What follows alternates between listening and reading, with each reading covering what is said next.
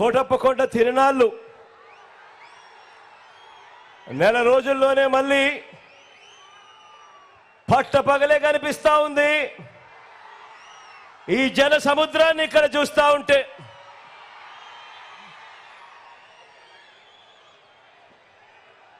గత 5 ఏళ్లుగా మన ప్రభుత్వంలో ఇంటింటికి వచ్చిన అభివృద్ధిని, సంక్షేమాన్ని, లంచాలు వివక్ష లేని పాలనను ఆ దుష్ట కూటమి, ఆ ఎల్లో మీడియా వీరందరి కబంధ హస్తాల నుంచి కాపాడుకునేందుకు పలనాటి సీమ పౌరుషంతో జన సముద్రమైంది. ఈ రోజు ఇక్కడ కనిపిస్తా ఉన్న దృశ్యాన్ని చూస్తా ఉంటే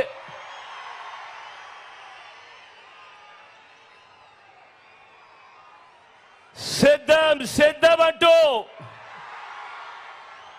మీ నినాదాలు మన జైత్ర యాత్రకు శంఖారావంలా వినిపిస్తా ఉంటే, అధికారంలో ఉన్నప్పుడు ఏ మంచి ఏ పేదకు చేయని పెత్తందారుల గుండెల్లో మాత్రం మీరు చేస్తా ఉన్న సిద్ధం సిద్ధం అన్న నినాదం యుద్ధం యుద్ధం అని ప్రతిధ్వనిస్తా ఉంది. వారి గుండెల్లో రైళ్లు పరిగెత్తిస్తూ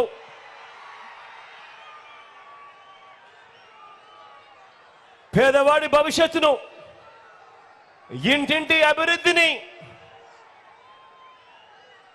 వెలుగు నుంచి చీకటికి తీసుకుపోదామని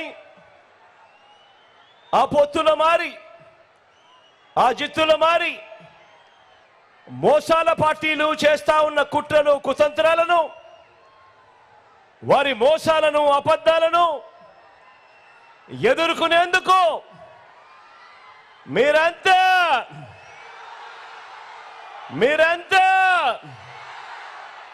సిద్ధమేనా?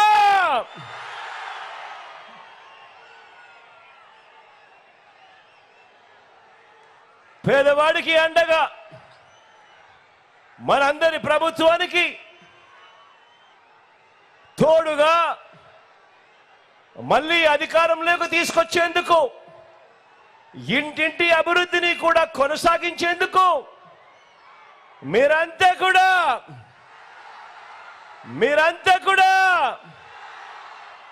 సిద్ధమేనా అని అడుగుతా ఉన్నారు. మే 13వ తారీఖున జరగబోయే ఎన్నికల కురుక్షేత్రంలో ఇవి కేవలం ఎమ్మెల్యేలను, కేవలం ఎంపీలను ఎన్నుకునే ఎన్నికలు మాత్రమే కావు. ఈ ఎన్నికలు గత 58 నెలలుగా మీ పిల్లల చదువులు, వారి భవిష్యత్, అక్క చెల్లెమ్మల సాధికారత, అవ్వాతాతల సంక్షేమం, రైతులకు అందుతా ఉన్న భరోసా, పేద సామాజిక వర్గాలకు అందిన న్యాయం, ఇవన్నీ కూడా కొనసాగి మరో 2 అడుగులు ముందుకు వేయాలా? మీ ఓటు వల్ల లేక మోసపోయి అంధకారంలోకి వెళ్ళాలి అన్నది నిర్ణయించే ఎన్నికలు ఈ ఎన్నికలు.